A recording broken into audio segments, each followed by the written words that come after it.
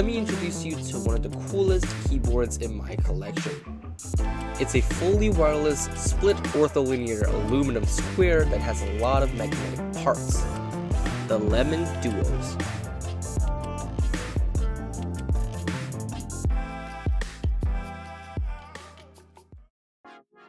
After trying a number of 40% keyboards in different layouts, I think this one is the one I'll be maining mostly in college dorm rooms.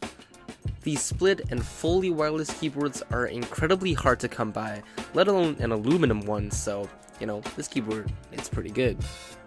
Again, this keyboard is a one-off piece by a Chinese designer, so this keyboard won't be like a review or a purchase suggestion or anything. More or less, this is just to show how cool 40% keyboards can be and give ideas to future designers trying to make keyboards in the same mold. As per usual, my thoughts on the keyboard will be split into 3 parts.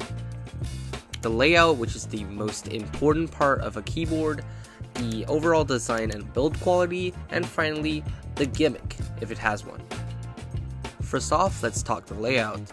Once again, it's a 12U board and it's ortholinear, meaning the keys are shaped in a perfect grid that has no stagger between the rows of keys. Now, I'm no ergo expert and I'll leave a few nice videos in the description from creators like Pingufy that explains it much better, but I'll try and do my best.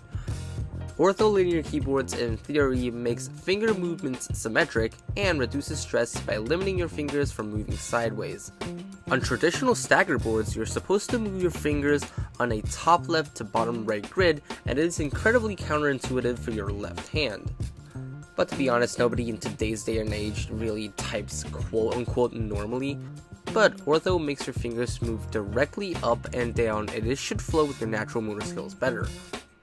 The staggerless layout definitely needs some time to get used to since it's quite different. I would say this is easier to get used to than the dreaded Revillon and Korn layouts, which serves as a nice intermediary layout if you want to switch to one of those. The difference splitting and tenting makes is a lot more noticeable. Splitting just means splitting the keyboard in half and moving them apart, but tenting means propping the middle parts of both halves of the keyboard up so that they have an angle on the side. If you reach your arms outwards, you'll find that naturally they want to be split as wide as your shoulders and be angled sideways. Health experts say that grouping your arms inwards and typing flat can cause carpal tunnel and other wrist and arm disorders. Splitting and tenting is designed to fix that. Off the bat, I can feel that my arms get used to the splitting and tenting factor pretty quickly, and with a few typing sessions in, it already feels incredibly natural. A bonus for split ortho boards is that your hands will be facing directly outwards instead of angled inwards. This can actually help you get used to the direct up and down movements of ortho boards. Overall, I think this is one of the best layouts for me personally. I never liked the column staggers of popular ergo boards since my hands aren't lying flat on the keyboard but is instead clawing upwards. I also didn't enjoy the weird spacebar placements on most of them. The Duo really is a nice combination of ortho, splitting, tenting, and just a normal keyboard. Splitting allows for additional space between the two halves to put whatever you want there. My top choices are tutorial videos and a touchpad, or maybe something like a cup of drink instead. One thing I do and not many others do is shifting the third row 1U to the right. I guess I'm just a little too used to my BM43A, which has a really weird stagger. And I'm just more natural with B on my right hand and pressing keys like Z and X with my ring finger. Still, this is all preference, so you can do whatever you want with your layout. Also, additional points if you don't need to lube any stabilizers. Second up, we've got the design and quality. It's a normal rectangular design with a huge forehead likely to house the upward facing magnets and the electronics. At the corners of the key clusters are these small ledges that are just unnecessary. I personally think that it would be better without them, but overall the entire assembly is clean and minimal. The bottom has this design with a slash in the middle. I don't do code, so I don't know anything about its meaning. I just think it looks okay and adds a slight bit of flair. I really do love all the magnetic parts, and I hope future designers can incorporate them too. Due to the overall shape and assembly, I can see why they went with an integrated plate design. Note that this plate was incredibly tight and only about 20% of the switches in my collection worked, and it's probably the only technical gripe I have with this keyboard. The finish on it is a painted Oreo McFlurry-like finish. it feels rough in the hands and is surprisingly durable. Overall, being a one-off piece, it meets my not so high standards.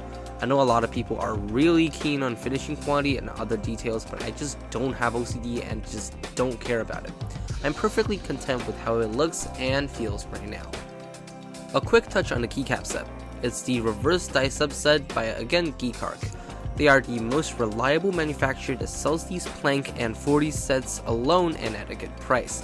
The quality is okay, and also don't have north-facing interference, which is fire. Finally, the gimmick.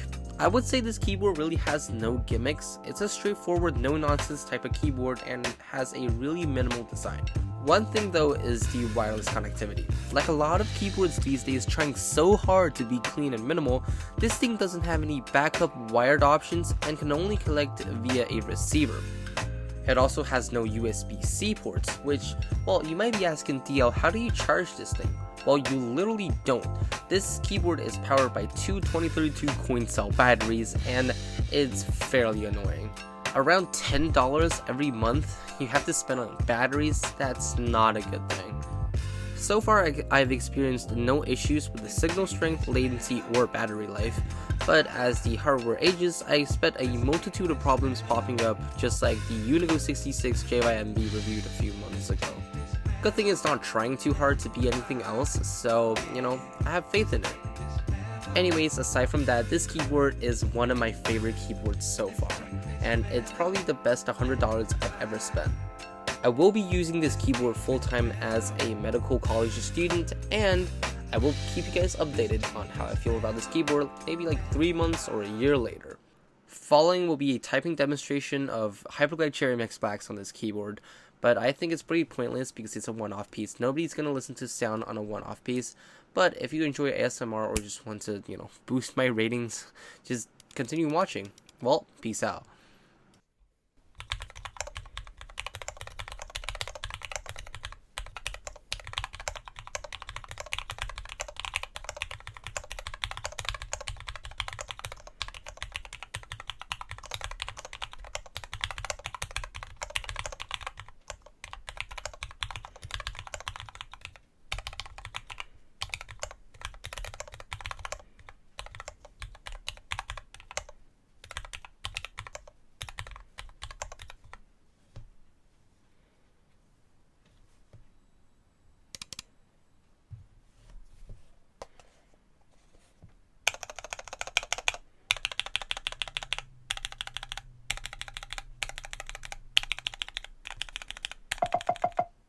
Ooh.